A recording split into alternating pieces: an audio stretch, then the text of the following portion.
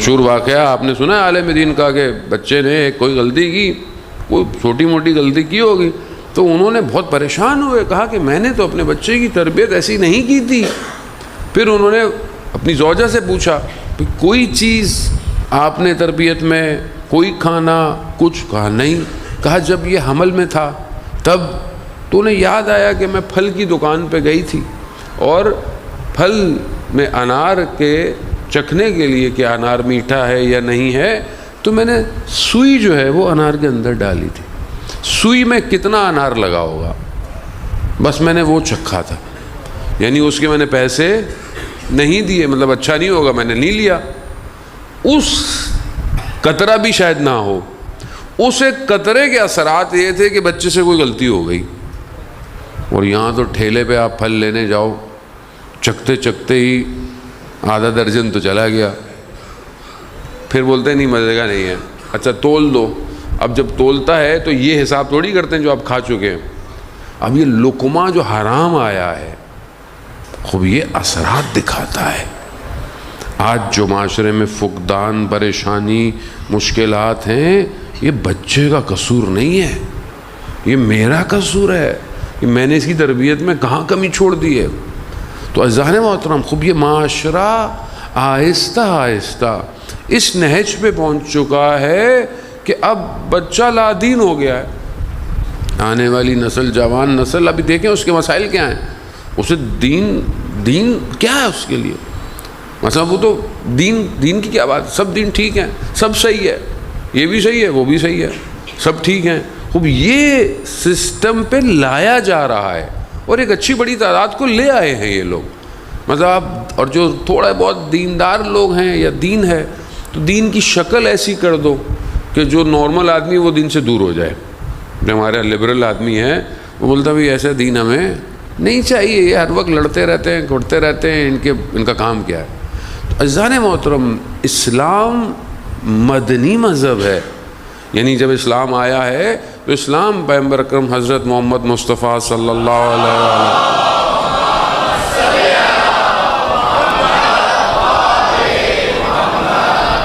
اسلام جب آیا ہے تو ظاہر ہے وحی آپ کے سامنے نازل ہوتی ہے پیغمبر خدا پر، پھر پیغمبر خدا کو ابلاغ دیا جاتا ہے کہ بھئی جائیں آپ اور جا کر لوگوں کو یہ بیان کریں۔ اب جب لوگوں کو بیان کرنا ہے تو پھر معاشرہ ہے، سوسائٹی ہے، لوگ ہیں۔ جو عرب تھے جنہوں نے پیغمبر کی بات کو مانتے نہیں تھے اور انہیں آفر بھی بہت کی کہ بھئی آپ جو دل چاہے لے لیں، آپ کو دولت چاہیے، آپ کو یہ چاہیے، ہم آپ کو سب دینے کو تیار ہیں، مگر آپ ہمارے خداؤں کو برا نہیں کہیں، یعنی آپ اپنا کام کرتے رہیں، ہمیں ڈسٹرب۔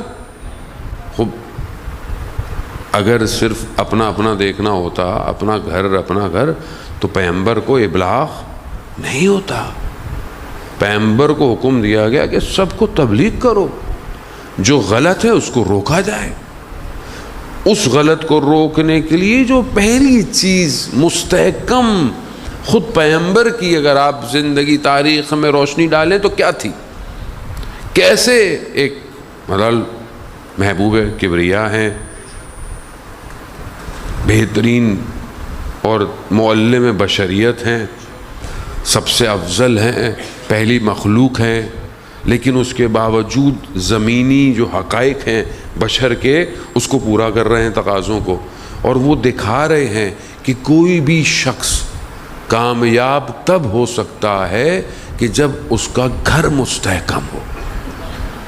اب اس حالات میں کہ جہاں پر مشکلات آسان نہیں تھی، اللہ ہمارے لیے بھی تاریخ پڑھتے اگر بہت تیزی سے آگے نکل جاتے ہیں، آپ اس دور کے اندر دیکھیں کہ جب خود رسول خدا اوپر جا کر غار حرا کے اندر جو ہے وہ تشریف فرماتے ہیں تو کون ہے جو ان کی مدد کر رہا ہے؟ کہ ہم اور آنکھوں کو اپنے حساب سے پڑھتے ہیں، مجلس بھی ہمیں اپنی مرضی کی سننی ہوتی ہے، تاریخ بھی اپنی مرضی کی پڑھنی ہوتی ہے۔ خوب آپ دیکھیں تو صحیح کہ کس چیز کی طرف نشاندہی کر رہا ہے اسلام، کہ ایک ایسی ہستی کہ جس سے بہتر کوئی دنیا کے اندر ہستی نہیں ہے، اس ہستی کے لیے بھی پروردگار نے اس کے اطراف کو محکم رکھا ہے۔ کیوں؟ یہ دکھانے کے لیے کہ جب تک بیعت گھر محکم نہیں ہوگا کچھ نہیں ہو سکتا۔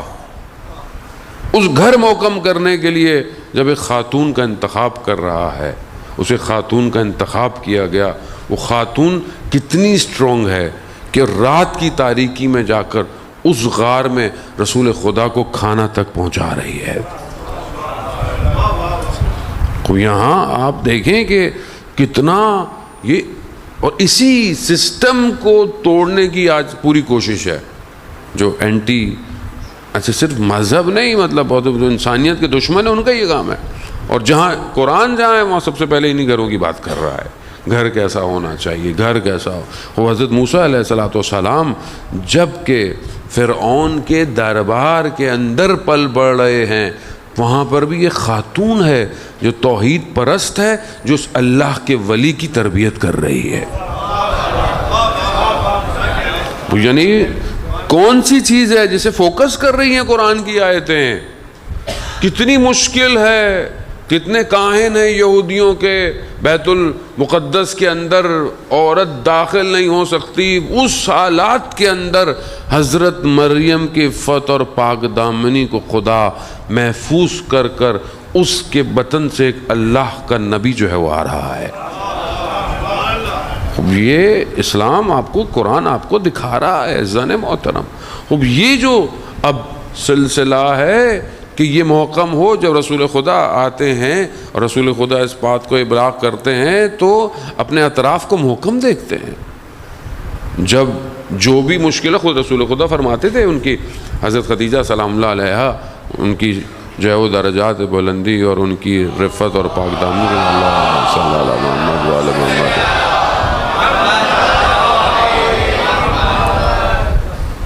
بیوی کے لیے خود فرماتے ہیں کتنا گریا کرتے رہے۔ ازواج پیغمبر نے کہا رسول خدا کو کہ اب آپ کیوں اتنا گریا کرتے ہیں، وقت گزر گیا، بہت عرصہ ہو گیا۔ کہا کہ جب مجھے کوئی کچھ نہیں دے سکتا تھا تب خدیجہ نے اپنی دولت سے میری مدد کی، جب کوئی مجھے سلام کا جواب یا میرے لیے مشکل پیدا کرتا تو میں جب گھر آتا اور خدیجہ کے چہرے کو دیکھتا تھا تو مجھے سکون ملتا تھا۔ وہ یہ بانڈنگ، یہ ریلیشن جسے اسلام بیان کر رہا ہے، یہ صدر اسلام سے ہے۔ یعنی ظاہر ہے رسول خدا کی کتنی بہترین حدیث ہے، خود فرماتے ہیں تم میں سے سب سے بہتر وہ ہے جو اپنے گھر میں اچھا ہے۔ ہم باہر سب اچھے ہیں، گھر میں کوئی اچھا نہیں ہے۔ باہر سب سے آرام سے پیار سے محبت سے، گھر آتے ہی چہرے کا رنگ اکڑ جاتا ہے، نمک بھی گھر کم لگتا ہے، کبھی چینی زیادہ لگتی ہے کھانے میں۔ وہ کیوں؟ جبکہ رسول کہہ رہے ہیں تم میں سے سب سے اچھا وہ ہے جو اپنے گھر میں اچھا ہے، اور تم سب میں سب سے بہتر اس معاملے میں میں ہوں، کیونکہ رسول خدا سے اچھا کوئی ہو نہیں سکتا۔ اب یہ گھر اتنا محکم تھا کہ ان عرب کی کتنی مشکلات تھیں، لوگوں نے رسول خدا کو کتنی اذیت کی، کتنا تکلیف دی، لہو لوہان کر دیا، مگر گھر استحکامت دکھا رہا۔ اگر گھر انسان کا بکھر جائے، گھر سے انسان کو سپورٹ نہ ملے، یا اس کو گھر مایا سکون نہ ہو، قرآن کیا کہہ رہا ہے کہ ہم نے تم، یہ آیات ہیں سورہ نور کی غالباً آیت ہے، پروردگار یہی کہتا ہے کہ ہم نے تمہیں یہ جو جوڑے بنائے ہیں یہ کیوں بنائے ہیں؟ تاکہ تم ایک دوسرے کے لیے سکون کا باعث بن سکو۔ اگر یہ گھر سکون کا باعث نہ ہو تو انسان گھر جائے گا نہیں جائے گا۔ آج کا سسٹم عزیزان محترم اسی سکون کو برباد کر رہا ہے۔ آج سوشل میڈیا، آج ٹی وی ڈرامے، جتنی بھی چیزیں آپ اس کو ملٹی پلائی کرتے جائیں، ان سب کا اصل ہدف اس گھر کو توڑنا ہے۔ یہ گھر اگر بکھر جائے گا تو کوئی بھی نسل ایسی پیدا نہیں ہوگی کہ جو وقت کے امام کی نصرت کرے گی۔ ہم بعض اوقات معاشرے کی ایسی چیزوں کو ہائی لائٹ کرتے ہیں، بولتے بھی ہیں، بحث بھی کرتے ہیں، جبکہ ہیں ضروری ہیں، سارے مسائل ڈسکس ہونے چاہیے، لیکن اصل بیسک پرابلم کہاں ہے، جڑ کہاں ہے، جڑ مسئلے کی، اس جڑ کے لیے ہم بعض اوقات اتنا ڈیٹیل میں اترتے نہیں ہیں۔ اسلام اسی جڑ کو محفوظ کرنا چاہ رہا ہے۔ جب قرآن اس شجر طیبہ کی بات آتی ہے تو کیوں پروردگار کہتا ہے کہ شجر طیبہ کون ہے؟ کہ اس کا ستون جو ہے وہ استوار ہے، اس کی جو چیزیں ہیں وہ آسمان تک جا رہی ہیں، اس کے جو ہیں وہ پتے جو ہیں وہ کچھ اور ہیں، اس کی شاخیں جو ہیں وہ کچھ اور ہیں۔ یہ شجر طیبہ ہے۔ شجر طیبہ کے لیے اس کا جو جڑ ہے وہ مضبوط ہونی چاہیے۔ اگر ہم چاہتے ہیں کہ آج ہم اپنے وقت امام کے لیے کام کریں، وزان محترم اس کے لیے ضروری ہے کہ یہ گھر جو ہم نے تشکیل دے دیا ہے، جس کی بہرحال شادی ہو گئی ہے، بچے ہیں، یا جو آگے اپنے اس گھر کو بنانا چاہتا ہے، وہ کیا ہدف رکھتا ہے اور کون ساری چیزیں اس کے ساتھ مسائل ہیں۔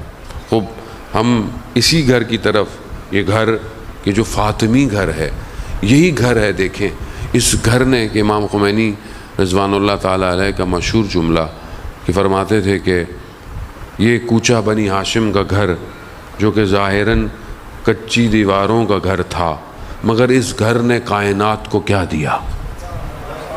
ایک علی ابن ابی طالب، حسن اور حسین، زینب و کلثوم دیے۔ اب یہی تو گھر ہے کہ جس کی وجہ سے آج پوری انسانیت بچی ہوئی ہے۔